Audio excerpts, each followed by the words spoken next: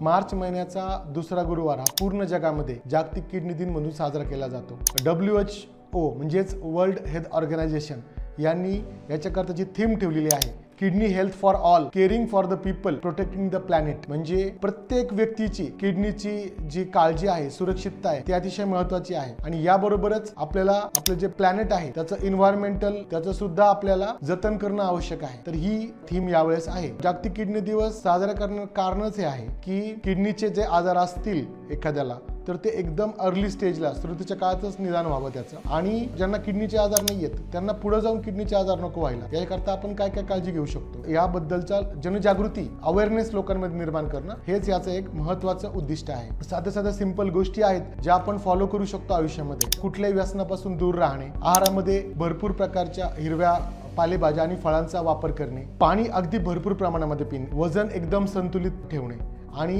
कुठल्याही unnecessary medicines without डॉक्टरांच्या कन्सल्टेने, self medication, कमीत कमी वेदनाशामक गोळ्या म्हणा किंवा अँटीबायोटिक्स म्हणा, यांचा वापर अगदी गरजेपुरता कमीत कमी करणे, या अतिशय बेसिक गोष्टी आपण फॉलो करू शकतो. आहारात मिठाचं प्रमाण कमी ठेवणे, जंक फूड्स कमी ठेवणे, म्हणजे सिंपल घरी बनवलेलं फूड खाणे, हे सुद्धा किडनीच्या आजार नको व्हायला याकरता अतिशय महत्त्वाची गोष्टी आहेत.